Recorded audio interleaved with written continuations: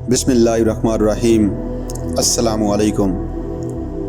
मुअज़्ज़ज़ सामीन इकराम, आज का मौज़ूअ गुफ्तगू ख़त्म नबूवत के ख़िलाफ़ ग़ुलाम अहमद कादियानी की दलील और उसकी तरदीद। सामीन डॉक्टर इसरार अहमद साहब लिखते हैं, एक कादियानी से जब मैंने इस मामले पर बहस की तो सूरह बकरा में वारिद शुदा अल्फाज फ़बुहितल्लज़ी कफ़रा, तो वो मेरी दलील के आगे बिल्कुल मबहूत होकर रह गया और उसके लिए दाएं बाएं बगलें झांकने के सिवा कोई चारा न रहा। सामीन देखिए, ग़ुलाम अहमद कादियानी ने अपने फितने का आगाज़ कहाँ से किया ये समझ लीजिए। पहले वो एक बहुत अच्छा मनाजिर था। उसने आर्या समाजियों और ईसाइयों से मनाजरे किए जिनमें फ़तह हासिल की और नतीजतन मुसलमानों की आंखों का तारा बन गया, महबूब हो गया। इसके बाद इसने एक शोशा छोड़ा कि नबूवत और वही तो रहमत है। रहमत कैसे बंद हो सकती है? वही तो इंसानों की हदायत के लिए है। इंसान ख़त्म नहीं हुए तो वही कैसे ख़त्म हो गई? सामीन देखिए, बज़ाहिर यहाँ बात जी को लगती है। यहीं से आपको इस बात का जवाब मिल जाएगा कि बड़े बड़े आला तालीम याफ्ता लोग इस फितने का शिकार क्यों कर हो गए। दुनिया में एक ही मुसलमान नाम का साइंसदान टॉप पर आया और वो भी कादियानी है। एक ही मुसलमानों का नाम रखने वाला international court of justice Hague का जज बना, वो भी कादियानी है। बड़े बड़े डॉक्टर्स और इंजीनियर्स कादियानी हैं। आखिर क्यों? ये बात ऐसी थी जो बज़ाहिर दिल को अपील करती है कि इंसानों की हदायत के लिए वही का रास्ता खोला गया था। अभी इंसान ख़त्म नहीं हुए, वही का दरवाज़ा कैसे बंद हो जाएगा? पहले अजराए वही का शोशा छोड़ा। इसका मंतकी नतीजा ये निकला कि अगर वही जारी है तो नबूवत भी जारी है। लिहाजा फिर उसने नबूवत का दावा कर दिया। इसने अवामुन्नास की नफ्सियात को मुतासर करने के लिए एक और शोशा छोड़ा कि देखो ये कैसे हो सकता है कि हमारे नबी हज़रत मोहम्मद सल्लल्लाहु अलैहि वसल्लम फौत भी हो गए और ज़ेरे ज़मीन दफन हैं, जबकि हज़रत ईसा बिन मरियम अलैहिस्सलाम ज़िंदा आसमान पर उठा लिए गए और वो आसमान पर हैं। इससे तो गोया साबित हुआ कि हज़रत ईसा बिन मरियम हज़रत मोहम्मद सल्लल्लाहु अलैहि वसल्लम से अफजल हो गए, हालांकि अफजलियत का इससे कोई ताल्लुक़ नहीं। असहाबे काफ अगर 300 बरस तक सोए रहे तो इसमें कौन सी अफजलियत की बात है? अल्लाह ताला ने हज़रत अज़ीज़ अलैहिस्सलाम को 100 बरस तक मुर्दा रख कर दोबारा ज़िंदा कर दिया, तो इसमें अफजलियत की कोई दलील नहीं है। अल्लाह की कुदरत है, अल्लाह ऐसा कर सकता है। लेकिन मिर्ज़ा कादियानी ने आम आदमी को गुमराह करने के लिए ऐसे शोशे छोड़े और कहा कि नहीं नहीं, गलत है, ये मौलवियों के ढगोसले हैं। रफ़े मसीह कुरान मजीद में सराहत के साथ मज़कूर नहीं है, हदीसों के अंदर है और हदीसों के बारे में हम इत्मीनान नहीं कर सकते कि हज़रत मसीह अलैहिस्सलाम सूली नहीं चढ़ाए गए। मिर्ज़ा के बकौल वो सूली चढ़ाए गए लेकिन फौत नहीं हुए, अलबत्ता ज़ख्मी होने के बाद सलीब से उतार लिए गए थे। फिर इनका इलाज मुआलजा हुआ, फिर वो इलाका छोड़कर कश्मीर में आ गए। यहाँ आकर उनका इंतकाल हो गया और यहाँ दफन हुए। यहाँ कश्मीर में उनकी कब्र भी मौजूद है। ये दो इशू हैं जो इस शख्स ने खसूसी तौर पर उठाए और इस तरह अवामुन्नास को मुतासर किया। डॉक्टर इसरार अहमद साहब कहते हैं कि जिस कादियानी का जिक्र किया उससे मैंने कहा कि मुझे ये बताओ, क्या तुम ये मानते हो कि अल्लाह की हदायत कुरान में कामिल हो गई? उसने कहा, हाँ हम मानते हैं कि हदायत कामिल हो गई। इसरार साहब ने कहा, क्या तुम ये मानते हो कि कुरान महफूज है, उसमें तहरीफ नहीं हुई? उसने कहा, हाँ हम मानते हैं कुरान महफूज है, इसमें तहरीफ नहीं हुई। फिर इसरार साहब ने कहा, मुझे मंतकी वजह बताओ कि फिर इस वही की खिड़की को खुले रखने का फ़ायदा क्या है? वहाँ से जो आना था वो मुकम्मल हो गया, यानी कुरान। हाँ, कुरान में अगर तहरीफ हो जाती, इसकी हिफाजत का ज़िम्मा ना लिया गया होता तो किसी नबी की ज़रूरत थी कि जो आकर इसकी तस्दीक़ करता कि ये बात यूँ नहीं यूँ थी। मंतकी एतबार से एक जवाज़ पैदा होता है, वही और नबूवत के जारी रहने का, बशर्ते कि इन दो बातों में से किसी एक को माना जाए।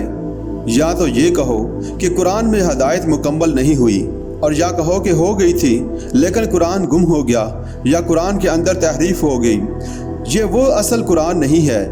ये दोनों बातें नहीं मानते तो मुझे बताओ कि अकली और मंतकी एतबार से इस खिड़की को खुले रखने का कहाँ कोई जवाज़ पैदा होता है। इस पर डॉक्टर इसराज साहब कहते हैं कि उस पर वो कादियानी बिल्कुल मबहूत हो गया कि वाक़अतन आपकी दलील बहुत मजबूत है। तो तकमील नबूवत का पहला मज़र ये है कि वो हदायत, फ़लसफ़ियाना हदायत, ईमान की हदायत, फ़िक्री और नज़री हदायत जो अल्लाह ताला ने इंसानों को देनी थी वो कुरान में मुकम्मल हो गई। तकमील नबूवत का दूसरा मज़र ये है कि दीन हक़ की भी तकमील हुई है। हज़रत मोहम्मद सल्लल्लाहु अलैहि वसल्लम पर जैसा कि सूरत माइदा में आया, अल-यौम अकमलतु लकुम दीनकुम व अतममतु अलैकुम निअमती व रदीतु लकुमुल इस्लाम दीना। आज के दिन मैंने तुम्हारे लिए तुम्हारा दीन मुकम्मल कर दिया और तुम पर अपनी नेमत का इत्माम कर दिया और तुम्हारे लिए इस्लाम को बतौर दीन पसंद कर लिया।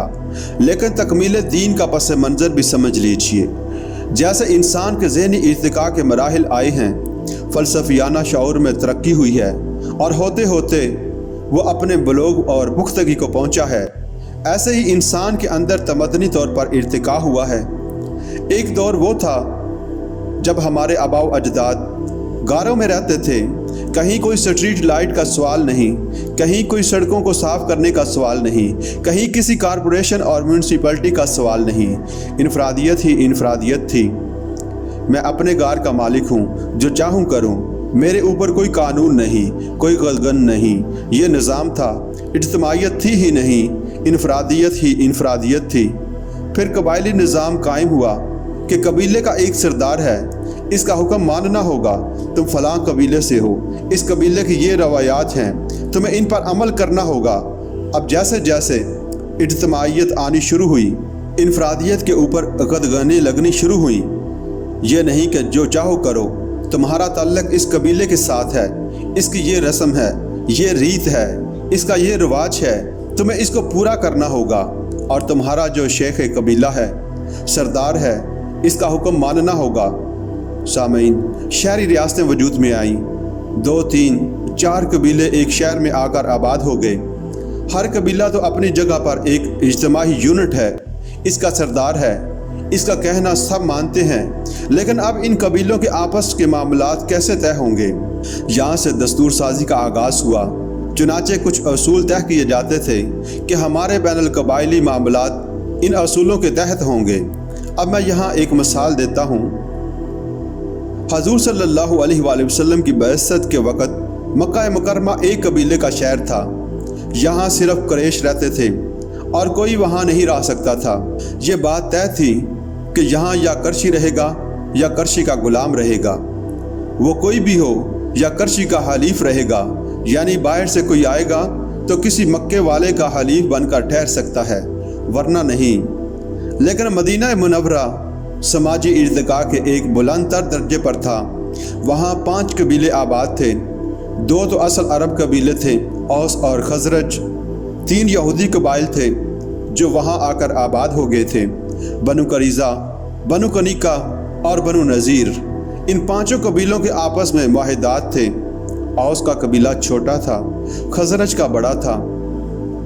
हजूर सल्लल्लाहु अलैहि वसल्लम ने भी जब इनमें 12 नकीब मुकर्रर किए थे तो 9 खजरज में से थे और 3 औस में से थे।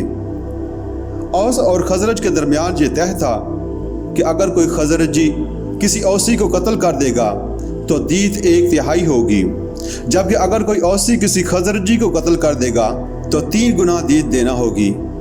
यकीनन औसी नौजवान का खून खोलता होगा कि क्या मेरे खून और मेरी जान की कीमत इस खजरजी नौजवान के मुकाबले में 1/3 है। लेकिन अगर मदीने में रहना है तो इस असूल को मानना पड़ेगा। ये असूल यहाँ तय हो चुका है, अब तुम्हें इसकी पाबंदी करनी होगी। इससे अगला कदम ये शाम अरब और इराक़ अरब है। ये भी अरब ममालिक हैं। इस जजीरा नुमा के ऊपर 2 अजीम मुमलकतें कायम थीं, कैसर की सल्तनत रूमा और कुसरा की सल्तनत ईरान। ये तमद्दन की आखिरी स्टेज थी। जबकि हुकूमतें बन गई, बादशाहतें कायम हो गई, महल्लात बन गए, स्टैंडिंग आर्मीज़ वजूद में आ गई, लाखों की तादाद में फ़ौजें हैं, टैक्स लग रहे हैं, देहकान मेहनत कर रहा है और इससे टैक्स लिया जा रहा है। जागीरदार अपना हिस्सा रख कर बाकी बादशाह को पहुंचाता है।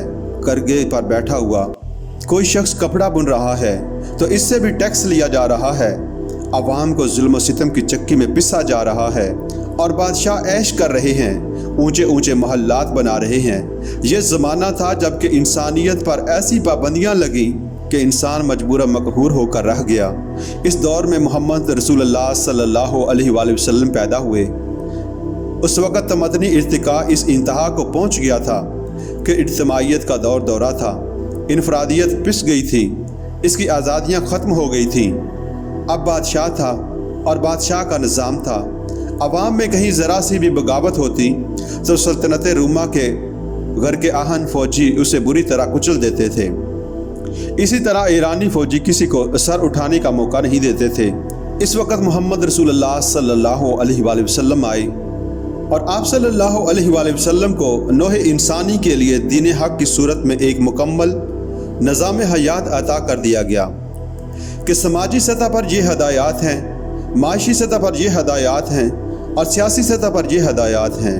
अलगर्ज एक मुकम्मल पॉलिटिको सोशियो इकोनॉमिक सिस्टम की हैसियत से दीन को कामिल करके हज़रत मोहम्मद सल्लल्लाहु अलैहि वसल्लम को अता कर दिया गया। हालांकि दीन हमेशा से एक था। मूसा अलैहिस्सलाम का दीन भी यही था, ईसा अलैहिस्सलाम का दीन भी यही था, हज़रत इब्राहीम अलैहिस्सलाम का भी यही था, नूह अलैहिस्सलाम का भी यही था अलैहिस्सलातु वस्सलाम। सूरह शुअरा में फरमाया, सबका एक दीन था लेकिन अभी दीन मुकम्मल नहीं हुआ था। अभी इज्तिमाइयत महदूद थी, अभी इनफरादियत का बोलबाला था, अभी एक निज़ाम का तसव्वुर नहीं था, अभी कोई पॉलिटिकल सिस्टम वजूद में नहीं आया था, अभी वो स्टैंडिंग आर्मीज़ के दौर नहीं आए थे। वो दौर जब आ गया तो अदल व किस्त पर मबनी एक पॉलिटिको सोशियो इकोनॉमिक सिस्टम इस्लाम की शक्ल में दीन हक़ की तकमील करके मोहम्मद रसूलुल्लाह सल्लल्लाहु अलैहि वसल्लम को अता किया गया। अल-यौम अकमलतु लकुम दीनकुम, ये तकमील नबूवत के दो मज़ाहिर हैं। एक ये कि हदायत हुदान से बढ़कर अल-हुदा बन गई, यानी कुरान की सूरत में कामिल और मुकम्मल हदायत अता कर दी गई। दूसरा ये कि दीन कामिल हो गया। ये दोनों चीज़ें हजूर सल्लल्लाहु अलैहि वसल्लम पर अपने अरूज और नुक्ता कमाल को पहुँच गई। चुनाचे अल्लाह से लेने वाला हिस्सा जो है यानी वही और दीन दोनों की तकमील हो गई मोहम्मद रसूलुल्लाह सल्लल्लाहु अलैहि वसल्लम पर।